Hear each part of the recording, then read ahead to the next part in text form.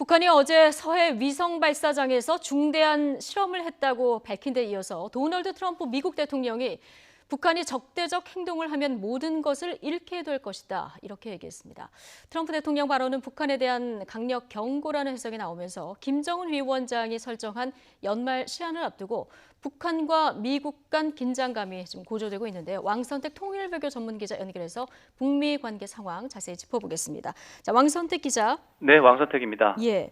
자, 도널드 트럼프 대통령 언급이 오늘 새벽에 나왔는데요. 자, 이런 발언을 북한에 대한 경고로 보는 해석이 많이 나옵니다. 자, 어떻게 보십니까? 네, 기본적으로 경고 의미가 포함된 것은 뭐 분명한 사실로 좀 봐야 되겠는데, 예. 다만 경고 의미만 담긴 것이 아니고 김정은 위원장이 적대적 행동을 하지 않을 것이라는 믿음, 아니면 적대적 행동을 하지 말아달라는 요청, 이런 의미도 같이 포함됐다는 점에 유의할 필요가 있다고 생각합니다. 트럼프 대통령 트윗은 오늘 새벽 0시쯤에 나왔는데, 우리 시각으로 0시쯤에 나왔는데, 전체적인 내용을 보면 김정은 위원장이 적대적 행동을 하지 않을 것이다 라는 내용입니다. 과거와 달리 서로 좋아하는 사이다, 아니면 신뢰가 있다, 이런 과도한 친분과시 표현이 제외돼 있기는 하지만 그래도 기본적인 내용은 적대적 행동을 하지 않을 것이다라는 그런 내용이 되겠습니다. 네. 트럼프 대통령이 현재 불쾌한 상황이나 또 불안 또는 불편, 이런 것들이 좀 반영이 돼 있다고 봐야 되겠는데, 문장으로 보면 아직은 불쾌한 상황보다는 불안하다거나 또는 불편한 상황, 여기에 무게감이 실린 것으로 해석하고 싶습니다. 예. 그러니까 너무 나가지 말아달라. 어떻게 보면 김정은 위원장에 대한 요청의 발언이다, 이런 말씀 해주셨는데. 네. 자, 그렇지만 김정은 위원장이 적대적 행동을 하면 잃을 것이 너무 많다, 이렇게 얘기한 것은 좀 강력한 경고로 들리기도 하는데요. 만약에 그 트윗의 내용이 적대적 행동을 하면 잃을 것이 너무 많다라는 말만 했으면 그건 당연히 경고로 해석을 해야 됩니다. 예. 근데 앞뒤의 표현이 또 있습니다. 여기에 다른 요소들이 있기 때문에 그런 것들을 고려를 해야 된다는 말씀인데요. 네. 트럼프 대통령이 트윗을 한 이유가 자신이 북한은 미국 대선에 개입하려 하지 않을 것이다라는 말을 한 것에 대해서 미국 언론 보도가 있었는데, 한 언론인이 거기에 대해서 트윗을 한 것이고, 그 트윗에 대해서 댓글로 이제 올린 겁니다, 이게. 예. 트럼프 대통령은 김정은 위원장은 똑똑하고 또 자신과 적대적 행동을 하면 잃을 것도 많기 때문에 적대적 행동을 할 리가 없다라는 그런 취지로 설명을 한 것입니다. 그런 차원에서 이것은 경고로 보기보다는 불편한 심기를 반영했다고 보는 것이 맞다고 봅니다. 예.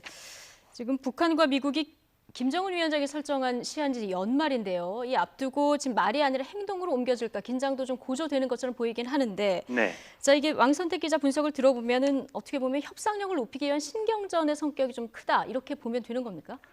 네, 그런 의미가 분명히 있습니다. 예. 큰 틀에서 보면 물론 긴장이 고조되고 있는 것은 뭐 명백한 현실이고 사실입니다. 예.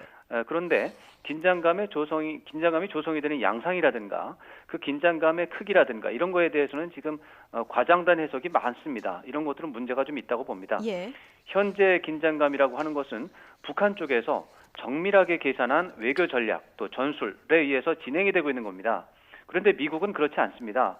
미국에서는 북한의 공세에 대해서 즉각 반발을 하는 것은 북한의 연말 시한 프레임에 빠지는 것으로 보고, 일단 협상을 내년까지 이어간다는 그런 전략과 전술 속에서 대응하고 있습니다.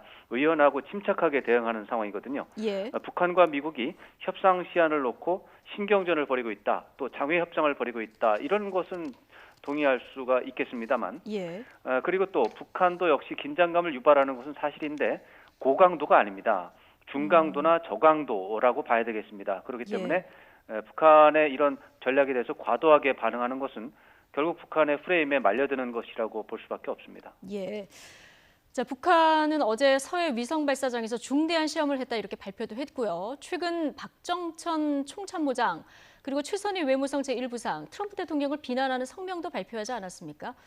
자, 그럼에도 불구하고 이 또한 저강도 긴장 조성이다, 그러면 이렇게 봐야 되는 겁니까? 네, 저는 그렇게 보는 게 맞다고 봅니다. 저강도로 기본적으로 보고 아주 강하게 봐도 중강도 이상은 넘을 수가 없습니다. 서해 위성 발사장 어제 이제 중대한 시험을 했다고 어제 얘기가 나왔는데, 최근에 북한이 제기한 긴장 고조 조치 중에서 가장 수위가 높은 것입니다. 현재로서는 거기가 이제 인공위성 탑재가 가능한 우주 발사체 발사장이기 때문에 그쪽 우주 발사체 엔진 시험 가능성이 주목이 될 수밖에 없는데, 문제는 북한의 발표 내용에 모호성이 너무 많습니다. 상당하게 수위를 조절한 것으로 해석할 수밖에 없고요. 이제 그런 차원에서 북한의 외교 전략 담당자들이나 선전선동 담당자들이 볼 때는 북한이 모호한 내용으로 중대한 시험을 했다고 말만 해도 남쪽이나 미국에 대해서 혼란을 안겨줄 수 있다고 보고서 남측의 반응을 떠보기 위한 그런 행보였을 가능성, 네. 이 점에 대해서 유의할 필요가 있습니다. 박정천 총참모장과 최선희 제1부상의 담화가 나오긴 했는데 그것은 트럼프 대통령이 로켓맨이라는 단어를 또 사용을 했고 무력 사용 가능성을 입에 올렸기 때문에 그것에 대한 기계적인 반발로 볼 수가 있습니다. 이것을 의도적인 긴장감 유발 조치로 보는 것에는 저는 동의하기 좀 어렵다고 예. 생각을 하고요. 네네. 어쨌거나 북한이 연말시한이라는 점을 놓고서 긴장감 조성을 시도하고 있고 중요한 관찰 대상이긴 하지만 과민하게 반응해서 놀란다거나 흥분하거나 이런 것은 오히려 북한의 벼랑끝 전술에 넘어가는 셈이다 이렇게 볼 수 있어서 저는 여전히 냉정하고 진지한 자세를 유지하는 게 필요하다 이렇게 생각합니다. 예, 알겠습니다. 여기까지 듣겠습니다. 왕선택 통일외교 전문기자였습니다.